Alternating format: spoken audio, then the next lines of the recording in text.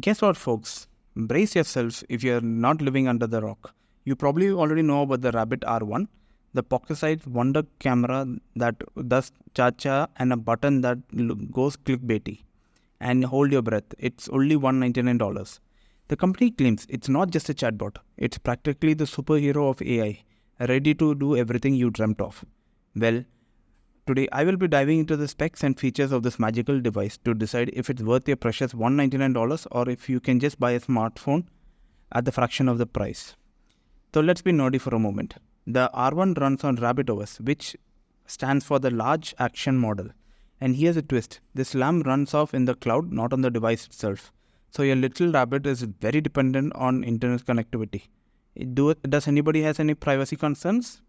Given the Rabbit Kit is new, so you have to be worried about your data security. That even your neighbor's cat is about cucumbers. Because you never know what your sort of data will be taken by this company. And speaking of the specs, it's nothing to be very happy that it's a mind-blowing specs. It has a processor which is a 2.3 GHz MediaTek Helio P35 processor. The kind of processor you find in garbage bin smartphones. You get 4 GB of RAM, a measly 128 GB of storage. It's like comparing a tricycle to a Ferrari. Any $199 Android new phone or you can buy a second-hand phone will give much better performance than this. Did I mention it's half the screen size of an iPhone, yet the battery life claims to be only 1 day. So you have basically get a device that runs on hamster power and you think it will run AI processes. Let's talk about the camera. It has a 8 megapixel rotating camera. This will not win any photography awards. As 8 megapixels, nothing. Nowadays, standard cameras are like 12 megapixel, you got 50 megapixels, you got 48 megapixels. This camera cannot zoom, cannot go ultra wide. It's just fixed focus. It's just for taking photo of a single picture if you see somewhere and ask them questions. It's like a nostalgic trip. Trying to be a smartphone slayer and an AI pilot, this Rabbit R1 is so far, as I feel, it's suffering an identity crisis. Well, that's more. You can see many YouTube videos where people claim it's an iPhone killer. Seriously? A quick glance of the specs and you realize it's more like an iPhone's distant, not cousin, you can say niece, maybe 10th or 15th niece, which is very far off from the family. The main reason is the MediaTek P35 processor. It is like you can get it for dirt cheap, you can buy or get one free smartphone with it, and the 8 megapixel camera. Both are rubbish. Now let's talk about some positive aspects of this.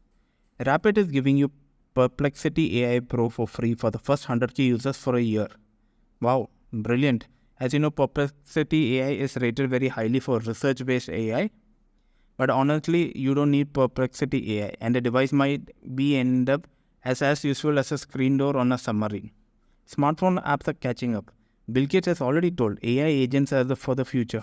Google, Microsoft, Apple, all are building their versions of AI into their phones or products. So there's no point on this standalone product. So in conclusion, is Rabbit AI revolutionary, a must-have gadget? It is not. Totally not. If you have extra dollars lying in your home and you don't know what to do with this money, then buy this. Definitely is much better than that Humane pin, which was $700, which was even more rubbish than this. But as a tech geek, as a tech lover, I can appreciate the technical wizardry behind it. But as a tech YouTuber, it is just hype, it is just gas. It will grow till Apple, Google, Microsoft launches theirs big time as an app. You can subscribe for more critical perspective beyond the glitters and unicorn of tech. Until next time, see you folks. This will just be like the Pebble smartwatch. They started the smartwatch race, but when Apple came, it totally